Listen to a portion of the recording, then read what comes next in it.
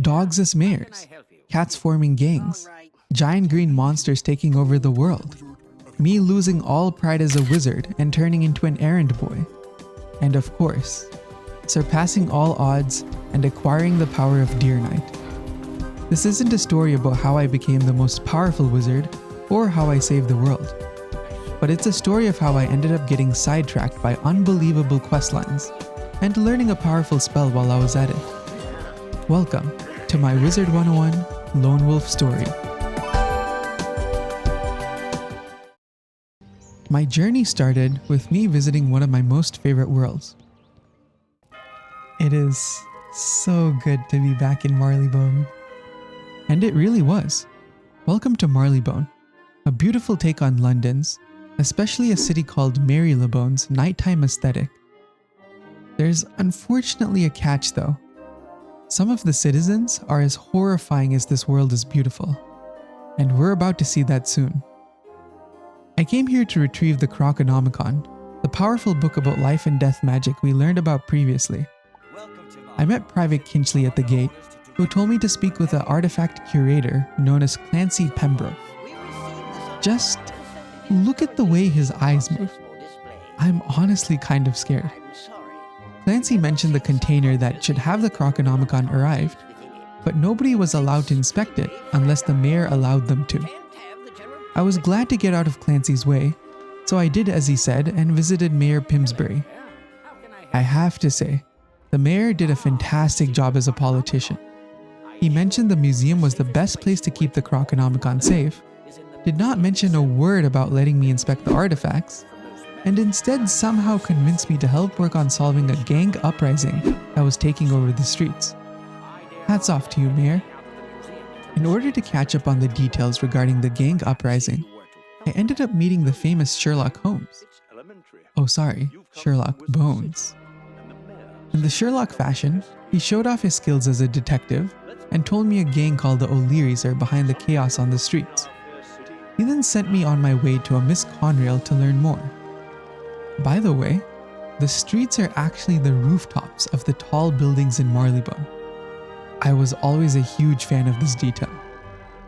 Anyways, Miss Conrail informed me that the O'Learys had an insider called Baxter, who was willing to reveal the O'Learys' plans. I went to the agreed meeting spot, only to get ambushed by an O'Leary napper. Unfortunately for the napper, a fellow wizard hopped into my battle as well, and we took him out with ease. We still needed to find Baxter though, so I went to go investigate a few safe houses. The O'Learys really threw me off pace during my investigation though. They proved they were more smart and methodical than any enemy I've faced before. I first went against an O'Leary thug duo. The thug used both a blade and a trap, unlike any enemy I've seen before, to do over 400 damage to me. His pal then hit me with the Cyclops, doing about an extra 250 damage. Together, they managed to delete half my health in just a single turn. Next up was an O'Leary burglar duo. While they didn't cast any hard-hitting spells, they made it impossible for me to defeat them by constantly weakening my attacks. And lastly, there was Midnighter.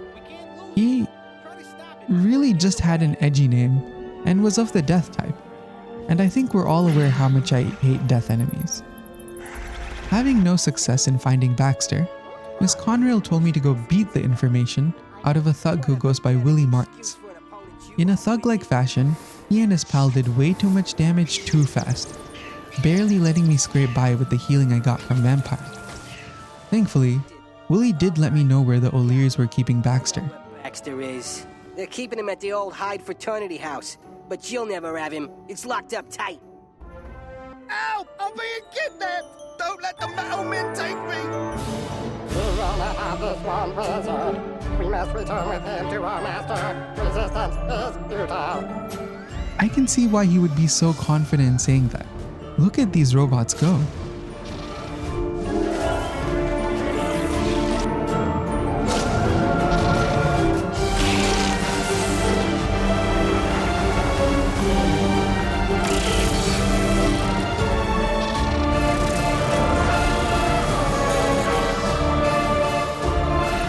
Without my shields, They would have done about 2,000 damage over the course of the fight, completely destroying me. Please don't let him take me! No! I'm sorry I can't save you, Baxter. My pet and I are way too busy dancing, and those robots are way too scary. I told Miss Conrail that Baxter was taken away, and she said I did all I could, almost as if she knew I was busting moves while he was dragged away in front of my face. There was no point in me being a hero anymore. The enemies were powerful and scary, and I was barely surviving.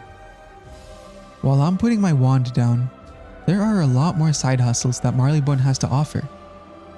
It was time for me to transition into an errand boy. First up on my list was helping out Mayor Pimsbury. He was feeling sick, so he asked me to talk to a doctor. Wait, sorry. If I'm reading this right, he asked me to reach out to the hat shopkeeper to see if the shopkeeper can make a potion to cure him. Well, it turns out that Hugh Warner, the shopkeeper, does know how to make a potion to cure him. Hugh had everything he needed, except for some goji berries and frozen water from the oasis. I went to Unicorn Way to grab the goji berries, and went to Crocotopia to grab the water. I then went to Kevin, the elemental ice tree, to freeze the water. Hugh crafted his secret potion, and the mayor said I did well. I think I might have a knack for being an errand boy. Next up on my errand list was to help out Lady Desane. Lady Desane was concerned about the O'Learys destroying the community garden and running off with the flowers. Fortunately for her, I not only found the missing flowers, but I also ended up finding a mystical Pax flower growing in a secretive location. I'm glad to report that Lady Desane was another satisfied customer. I was focused on continuing my streak when I stumbled upon a guard who goes by Henry Wellingbrook. He requested me to deliver the letters he wrote to two women, Emily Chesterfield and Miss Marfley, which were about asking them to go to the theater with him on the weekend. Both women not only rejected his proposal, but were extremely upset with him. I felt bad for the guy, until he asked me to send a third letter to a Tracy Castleton. Tracy didn't even bother reading the letter, and told me that Henry had mixed up the letters he sent to Emily and Mrs. Marfley. Like, ooh, that is tough. But unfortunately, Henry will now officially be considered scum of the earth. Sorry, pal. He did admit his mistake and said he would only ask one lady at a time in the future, so there's hope for him yet. But as for me, the job of an errand boy never ends. In fact, it only gets more complicated. Emily Chesterfield asked me to retrieve a package for her from a Reed Triever, who then sent me to retrieve the package from an Edwin Vintry at a post office. Emily was happy to receive the package, but apparently she received more clothing accessories than she needs. Never have I ever heard a woman say she has too many clothes, but this was somehow the case, and I had to deal with it. I first tried getting rid of a scarf by giving it to Tracy, but turns out it was ripped. So I got it fixed by the clothier Stuart Goddard, and Tracy was satisfied. I then got rid of an extra necklace by giving it to Miss Marfley, but turns out the clasp was broken. So I got it fixed by the jeweler Jared Banks, and Miss Marfley was also satisfied. I then realized it wasn't that Emily Chesterfield had too much stuff. It was simply that she had broken things that she wanted to get rid of, and I was the perfect tool to do it for her. With my experience in the field as an errand boy so far, it was time for me to take on more professional roles. I first tried to be a postman, but the postmasters didn't like how late I was to grab the mail. It probably also wasn't a good idea to just drop off the mail I got in random mailboxes that were close to the post offices. Alright, that didn't exactly work out, but thankfully Babbage Bassett over here has my back. He was going to teach me interior design. I learned how to make a Minotaur statue appear and disappear, but I think there was much to be desired about my actual designing skills. Maybe I can try photography, photomancy. I needed to take photos of the residents of Crocotopia and Marleybone.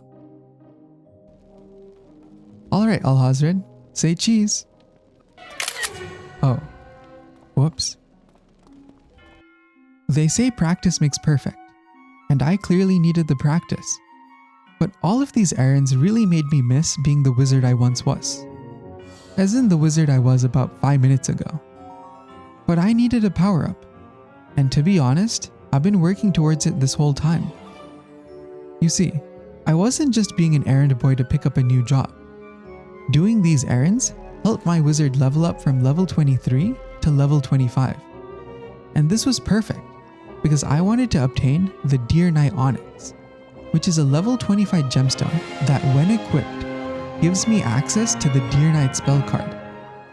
We'll go into how this card works later, because before that, I needed to go through the actual pain of obtaining it. The Deer Knight Onyx is a random drop from crafting the Death Jewel recipe. To start crafting, I first bought the recipe from Felicia Worthington in Marleybone.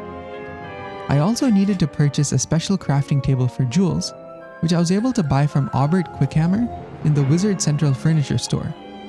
The Death Jewel recipe requires 10 Onyx stones, 2 Dream Shield treasure cards, and 2 iron resources to craft. I was able to quickly buy the Onyx from a reagent vendor and the Dream Shield treasure cards from Harold over at the Wizard City Library. But the problem was with acquiring iron. In order to get iron, I needed to buy the Transmute Iron recipe, which can be found in the world of Grizzleheim. While I didn't have the ability to get to this world, there was a bear by the name of Balder Goldpaws who wanted to establish trade relations with Wizard City. I spoke to Prospector Zeke, Harold, and Aubert Quickhammer, who all easily agreed to trade with Grizzleheim. Balder then gratefully took me to Grizzleheim, where I talked with Dane Goldright, Vidar Silverthread, and Thrain Stormfriend, who all also easily agreed to establish trade with Wizard City. So I was free to buy the recipe I needed now, right? No. Balder took me back to Wizard City and refused to give me access to Grizzleheim anymore. I was super annoyed, but at least I got to meet Nick Jones. Hey gang, thanks for checking out my music, and I hope you enjoy the new Winter Tusk area of Wizard101. See you in the game. As usual, when I'm in a pinch, Merle saves the day. He gave me access to Grizzleheim, and I was finally able to buy the Transmute Iron recipe. In order to get a single piece of iron, I needed to get 10 pyrite and a single opal.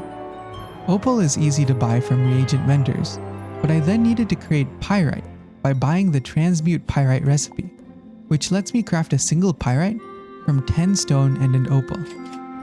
So I needed 2 iron to craft a Death Jewel, which required a total of 20 pyrite, which then required a total of 200 stone blocks. And how do I get stone blocks? By randomly wandering around the world until I just stumble upon some. 200 stone blocks for just a chance to get the Deer Knight spell. See you all in a couple of years then.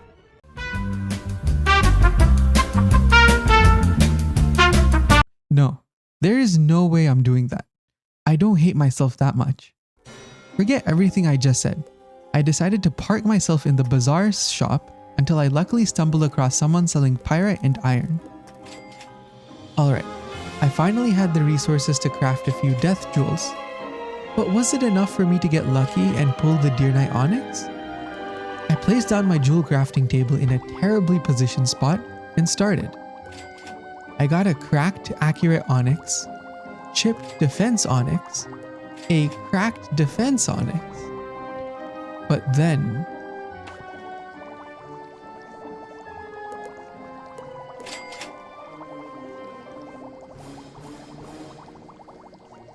oh my god! Let's go! That is amazing! The world is amazing! Sorry for the reaction. It was 2 a.m. in the morning when I recorded it. But the worst part is now over. There are just a few extra steps for me to start using the Deer Knight spell. So notice how Deer Knight costs 3 pips, as well as this weird yellow death orb looking thing. First, it's important to understand that I've started getting these yellow pips during my battles. These are called power pips, and each power pip counts as 2 regular pips. This means that my vampire spell, that would cost 4 regular pips, also only costs 2 power pips. Getting a power pip is chance based and will increase based on both my level and gear, but I usually get around a single power pip per battle at this point. Now, this yellow death orb is a death arc mastery power pip, and I can start getting it as soon as my arc mastery level is literally anything greater than 0. That's all I need. Normally, you don't really start dealing with all of this arc mastery stuff until like level 50, but thankfully Catherine Rockhammer from the Wizard Central Jewelry Store sells a gem that gives you exactly 1 arc mastery. You're a lifesaver, Catherine. With all the hurdles passed and 40,000 of my hard-earned gold down the drain, it was finally time to equip Deer Knight. I bought gear from the bazaar shop that contained jewel sockets, and then added my gems to these sockets. Remember that infestation of creatures in Colossus Boulevard? The one from last episode caused by Professor Greyrose that nobody took care of?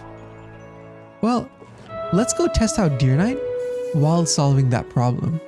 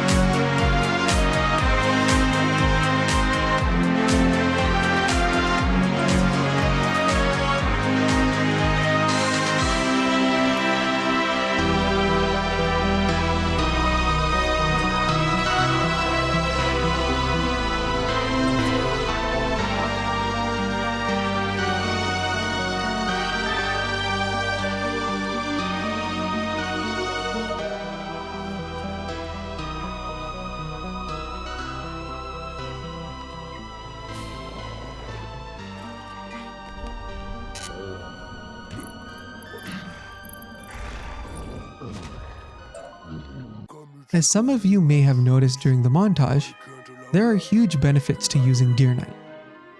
First, Deer Knight is an AoE spell, meaning it hits every enemy on the board. Instead of setting up every single time to hit enemy after enemy, I just have to prepare for a high damage Deer Knight, and I'm thriving. Second, Deer Knight without damage bonuses does a total of 570 damage, which is how much my vampire does with the damage bonuses. This does seem super broken, so there is a bit of a catch.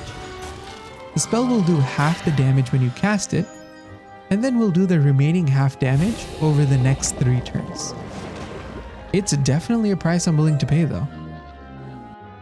So what problem have I really been solving on Colossus Boulevard anyways?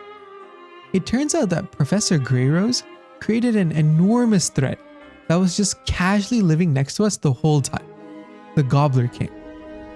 Like, how did we let this gigantic guy go completely unnoticed? I honestly may never know. But I basically showed off my Deer Knight prowess and defeated everyone who was close to the king, which was apparently enough to scare him off. I'm honestly surprised he didn't just swat me away like the insignificant fly I was to him. But he promised not to conquer Wizard Central anymore. And in fact, he pleaded with me to let him and his people stay in Colossus, since they have nowhere else to go, really. We all know by now that Merle is the best, and naturally let them stay. A happy ending to it all, wouldn't you say? I've picked up my wand once more. I'm back in action, and I'm so ready to spam Deer Knight like no one else towards absolute victory. Thanks for watching, and I will see you back in Marleybone.